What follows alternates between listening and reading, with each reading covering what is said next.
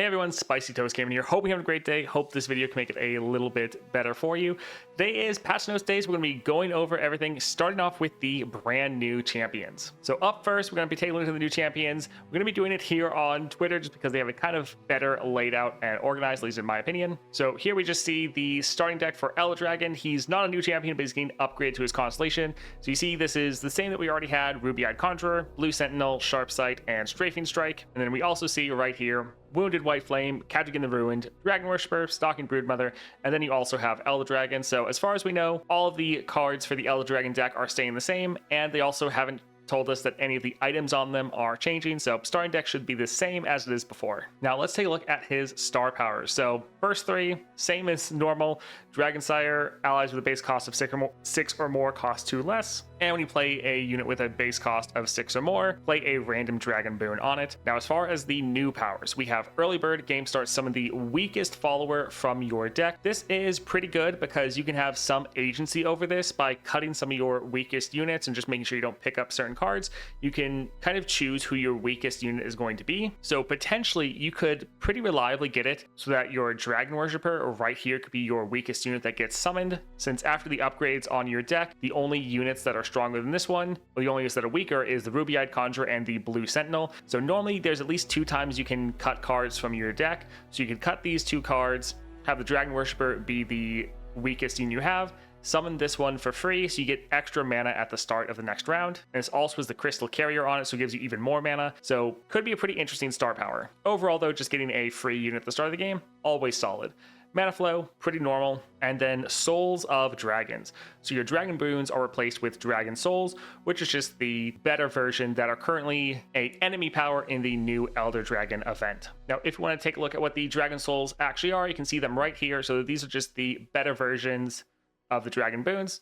So they all give 3/3 as far as stats, or either 3 health or 3 power. You see here, these 3 all give 3 health, and the bottom down here all give 3 power. And then they also give some solid keywords or healing your entire board and Nexus for a good amount. Remember, when Elder Dragon gets played, all of these are automatically cast on him, or they will be when you have him at 6 stars. So that is pretty good. And then lastly, for his relic, which is, as you can see right here, available in the Elder Dragon Celebration Bundle, Great Talons power. When you play a unit with a 6 or more base cost, deal 2 to all enemies and the enemy Nexus. This is going to be really good in a lot of earlier adventures and can be very good for some modifiers, especially in the monthly challenges, such as damaged units all die at the end of the round.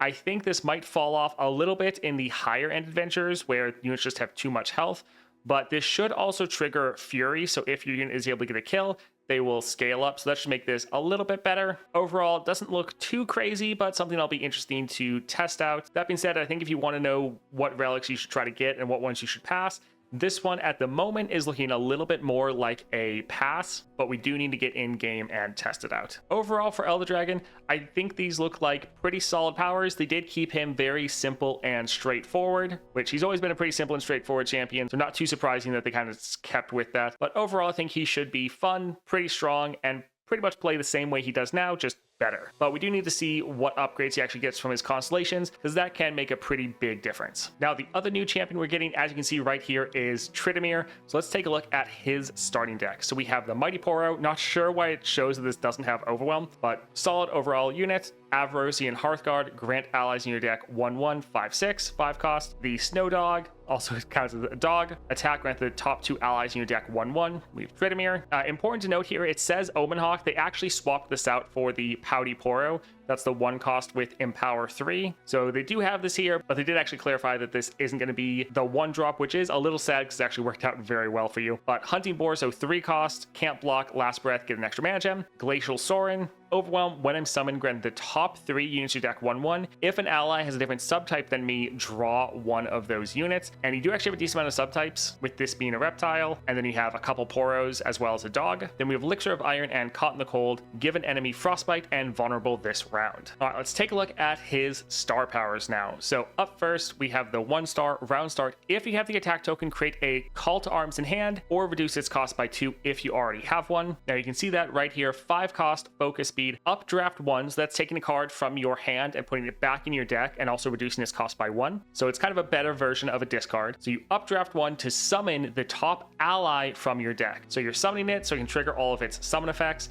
Also, this says top ally, not top follower, so this can also hit your champions. If you've noticed, there's a lot of effects that are buffing up your deck or your top deck, and this is just then summoning that unit essentially for free other than the mana for this spell. So this is the card that you're getting generated from your star powers. So again, round start, if you have the attack token, create that Call of the Arms we just looked at in hand, or reduce its cost by 2 if you already have one. Your 2-star +1 starting mana. When allies attack, grant allies in your deck 1/1. So this is just buffing up your entire deck. Now this isn't allies everywhere, so this is only buffing up your deck, but it's giving you a lot of scaling. And then with this Call to Arms, since you're updrafting a card and putting it back in your deck, it then can get more of this scaling. So really interesting and new approach to scaling up your units. And then your 3-star round start, create a Call to Arms in hand or reduce its cost by 2 if you already have one. So now it's not just when you get the attack token, it's just every single round. Your 4-star each round, the first time the foe summons a unit frostbited, pretty good defensive power. Your 5-star, just extra mana. And then your 6-star, when you summon an ally, which is pretty nice, summon effects easier to trigger than play effects, and this can trigger from your Call to Arms. When you summon an ally, double its stats this round, so doubling its stats, and you're getting even more stats from your Bloodlust, but it is just temporary. And then when you play your Call to Arms, which is from your 1 and 3-star, Rally, so you're able to get more attacks in, which is then helping your Bloodlust. So overall, just everything really synergizing together and should be very, very good. Taking a look at the Tryndamere relic now, so Warlord's Helmet, +10 Nexus health, and then power. If I'm Tryndamere, when you grant stats to a unit in your deck, grant twice as much. This is pretty crazy, kind of doubling your scaling in a lot of aspects, because it is now doubling the effect of your 2-star, granting allies in your deck 1/1, but then it's also doubling some of your other effects, such as your Hearthguard, your Snow Dogs, and your Glacial Sorin. Also your Omen Hawk if you're able to get it, but remember this isn't in your starting deck anymore. So this relic actually seems like it's going to be pretty crazy for Tryndamere, doubling a lot of the scaling you're actually able to get. So that's it for the 2 new champions. I think both of them will be quite fun to play.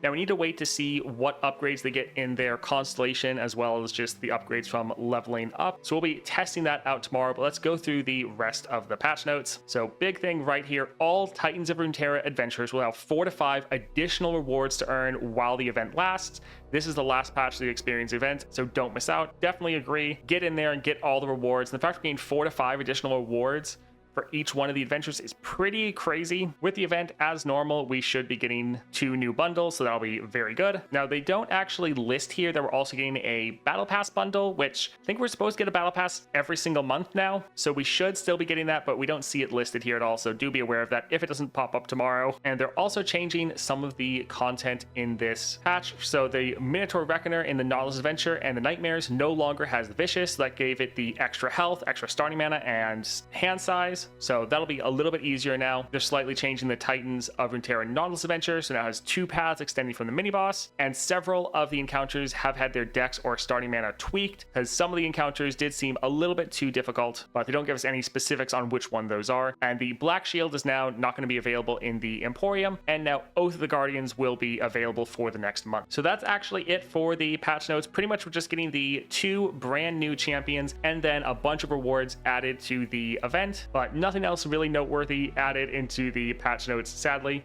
But this should still be a great time. If you want to see me playing all of these stuff as soon as it comes out, I'll be live over on Twitch. Link in the description down below. Hope to see you there, and I hope you all have a great rest of your day and a great start to the patch.